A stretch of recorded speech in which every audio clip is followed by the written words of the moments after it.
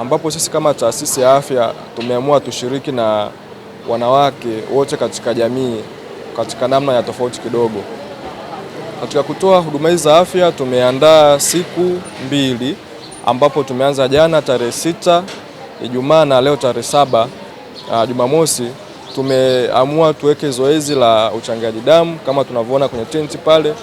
Pale kuna zoezi ambalo wanachangia damu watu wote. Hizi damu tunajua zina save maisha ya watu wengi, lakini pia wakina mama wamekuwa katika riski kubwa ya kupoteza damu kulingana na maisha yao wakati wa kujifungua, lakini na changamoto nyingine. Kwa hiyo kuna zoezi la kuchangia damu kwa kila mtu. Tuna staff wetu hapa, lakini na jamii kwa ujumla wanachangia damu kwa ajili ya kusaidia jamii zaidi. Lakini pia kuna zoezi la screen vimbe za kwenye matiti.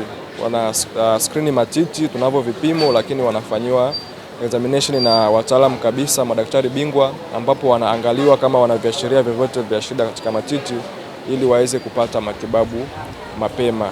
Zoezi hili limekuwa na mwitikio mkubwa sana tangu tulipoanza jana mpaka sasa hivi. Tunaenda data ya kupata watu 150, akina mama, akina dada 150 ambao wamekuja mpaka sasa hivi. Malengo yetu ni kuchangia damu kuokoa maisha. Kwa wamama tunaomba mjitokeze, kuna uhitaji mkubwa wa damu hususan kwa akina mama ambao wanajifungua, watoto na watu wagonjwa ambao wana magonjwa ya muda mrefu kama vile kansa.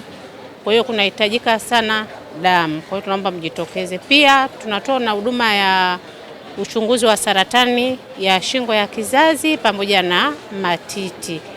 Uitikio kwa kweli ni 50 kwa 50. Wakina mama tunaomba mjitokeze, bado muda upo, siku ipo, njooni. Kila kitu kinafanyika ni bure kabisa na unapata huduma. Kama kuna changamoto ya aina yoyote, tunaendelea kuwasiliana na wewe na kwa ajili ya kupata matibabu zaidi. Sia Mohamed, natokea Mbezi kibanda cha mkaa. Nimekuja hapa Bochi kupima saratani za mlango wa kizazi pamoja na maziwa. Lakini akina mama karibuni sana, kweli wana huduma nzuri na huduma zao ni bure. Wanapima vizuri, wako vizuri sana. Wanajitahidi kwa kweli. Kwa hiyo mama wote karibuni sana, msiogope. Hata mimi mwanzo nilikuwa naogopa, lakini nilipofika hakuna cha kutisha. Naambia mama wote, njooni kwanza mpime mjue afya zenu. Unavyojua afya yako ni vizuri sana. Kwa sababu kama una matatizo yoyote, unajitambua kabla lile tatizo halijakuwa.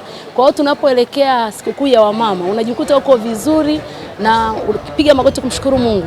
Unajua Mungu amenitendea nini katika sikukuu ya wamama. Penda tu nimekuja hapa, nilisikia ile tangazo nikasema nije nichangie. Mara yangu ya pili kuchangia.